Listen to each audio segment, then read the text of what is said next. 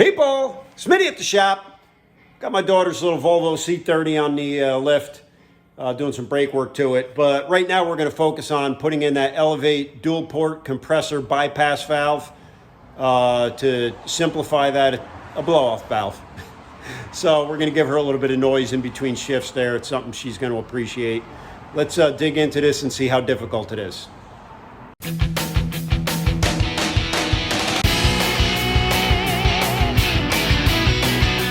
Let's just do a quick unboxing of this on my messy workbench.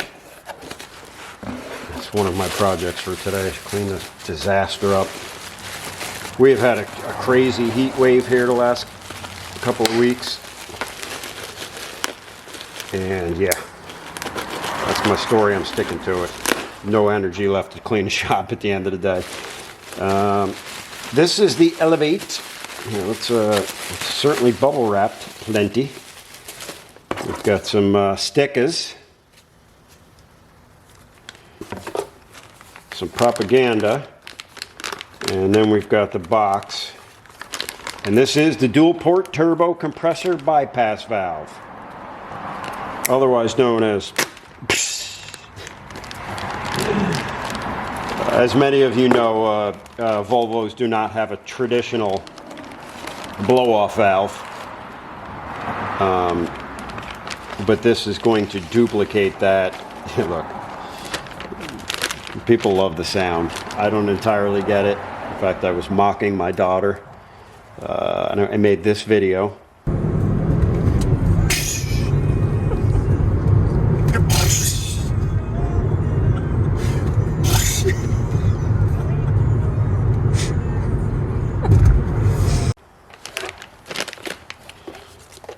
But little did she know I had already ordered this, because if my little girl wants her car to go, then by golly, we're going to make it happen.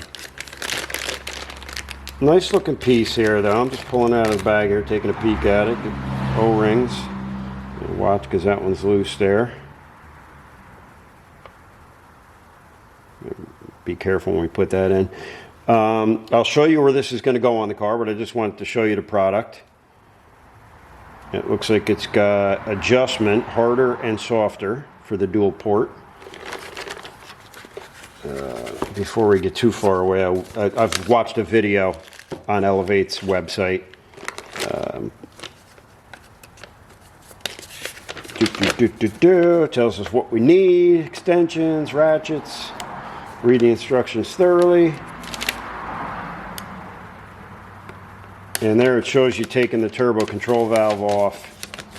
Pretty specific instructions. I'm just leafing through them here, and then we're going to show you on the car exactly what's going on. And there's how the dual port valve gets installed. Let's take a look at the car, shall we? All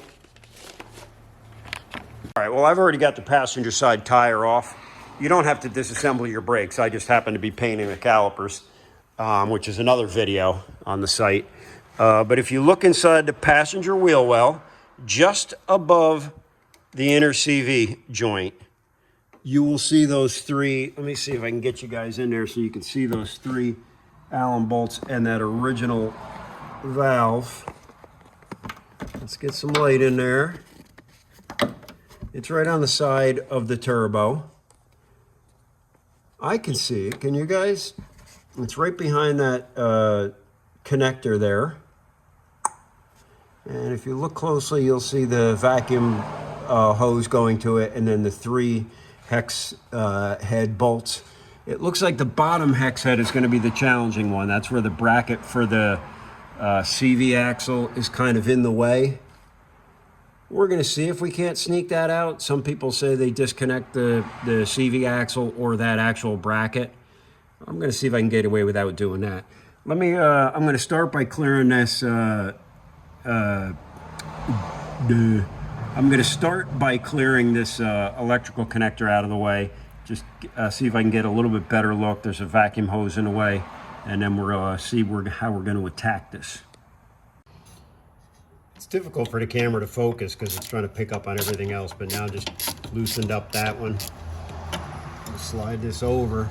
This is going to be a little bit of an angle issue on the other bolt because we got this pipe in the way here.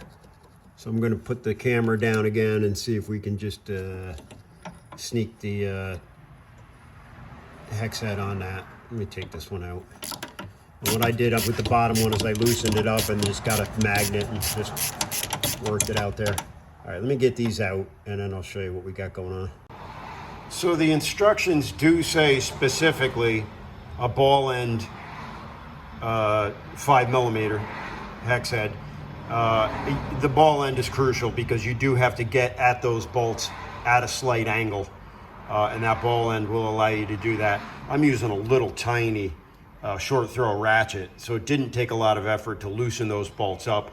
They did come out easily. I did not have to loosen or remove or touch the CV axle in any way, shape, or form whatsoever. And that old piece came right out. All right, well, as the instructions show, there's our CBV. We've got it out.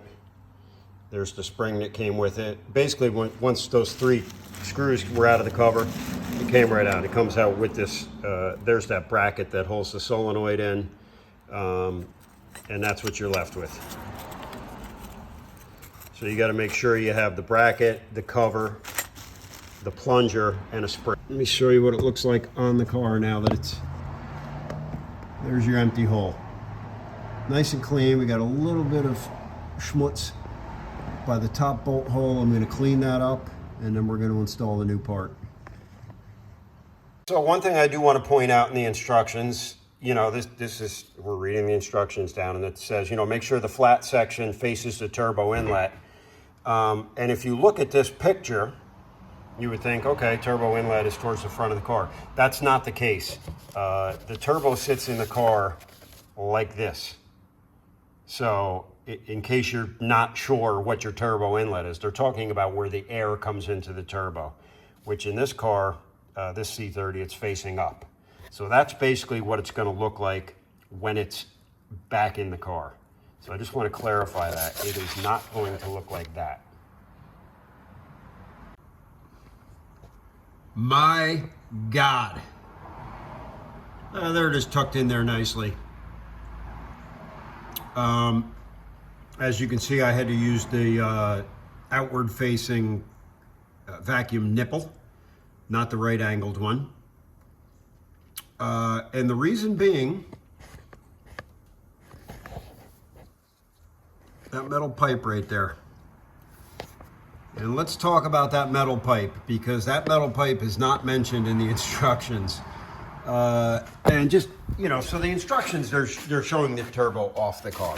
Understandably, it's a clear shot. They say, you know, yeah, it can be easily accessed through the passenger side wheel well, et cetera, et cetera, et cetera. What is never mentioned in these instructions, other than the fact that they're showing it off the car, is that vacuum. I'm sorry. Is that oil pipe. And I don't know if you can, yeah, there you go. There's the banjo bolt right there. So that's an oil pipe. It screws into the side of the block. And then it goes up, I believe, into the top of the turbo. The other end of that is, you can access it from under the hood. It's, if you're looking towards the windshield, it's to the left side of the exhaust manifold. And I'll show you that in just a minute. And like any banjo bolt, which would be like, say, a power steering line or something like that, that's got 2 washers on it. One on either side of that banjo fitting. And you can see what kind of space you have to work with there. What happened in this case, and it's probably going to vary from car to car and pipe to pipe, depending on, you know, how that pipe is bent, but I'll tell you this, I could not get the new valve in with this fitting on. I couldn't clear that pipe. So that's why I went with the straight one. However, because of the configuration of that oil pipe on this car, I could not get the valve in. I couldn't tip it up into place. because that pipe would not allow me to do that. So what I ended up doing was having to disconnect that banjo bolt. And you know, therein lies the problem, because now you got two separate washers. I wish they had the washers like a Honda has, which are connected together. Anyway, two separate washers. The one between the block and the banjo was almost impossible to get back in. You have to manipulate that pipe to get it back in place. You have to loosen up the top fitting as well. Otherwise, you're just not going to get the movement to get it back in place. The washer was the biggest issue with getting that thing on the back side of that bolt without dropping it. And I dropped it probably a half dozen times. It's going to take a lot of patience and probably several attempts before you get that. If you're lucky, you won't have to fight with that. Again, like I said, it really just depends on, you know, could I have, not really. You might be able to bend it a little bit. I didn't want to risk damaging it. It also, there just wasn't a lot of clearance on this one, the way it's routed around the turbo. I just could not get the clearance to get that valve in without disconnecting that pipe. That's the bottom line. Made this job very challenging because, you know, it's a good sized valve that's in there. You know, you saw it, and there it is. It's as opposed to the factory one that comes out, which is just a little tiny pancake one. So this car came apart so easy, I thought, oh, it's going to be a cake job. It's only going to take me about 20 minutes. So we're on the top now. There's your exhaust manifold right there. That's the heat shield that covers it. There's that banjo bolt. And then that tube goes around down below into the block. A note, this top one, 17 millimeter. Bottom one, 19. F you, Volvo.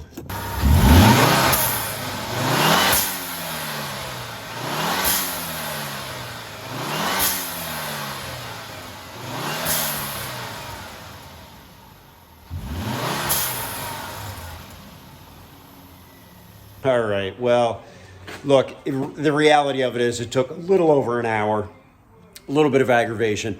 If it hadn't been for that oil pipe, I probably could have bent it out of the way if it were in a little bit better shape. I didn't want to risk damaging anything. Were it not for that, it would have been a fairly cake job. Is it worth the time and the $200+ for the valve? Yeah, it probably is. I mean, for my little girl, it is, for sure. And another note, it is louder than the camera picks up. It's difficult to tell on video. It's quite audible. You can hear it inside the car with the windows up. So, you know, that's kind of cool, I guess. All right, that's going to do it for this one. I'm Smitty. This is a Volvo C30. That's a dual port turbo compressor bypass valve. Yeah, I'm out.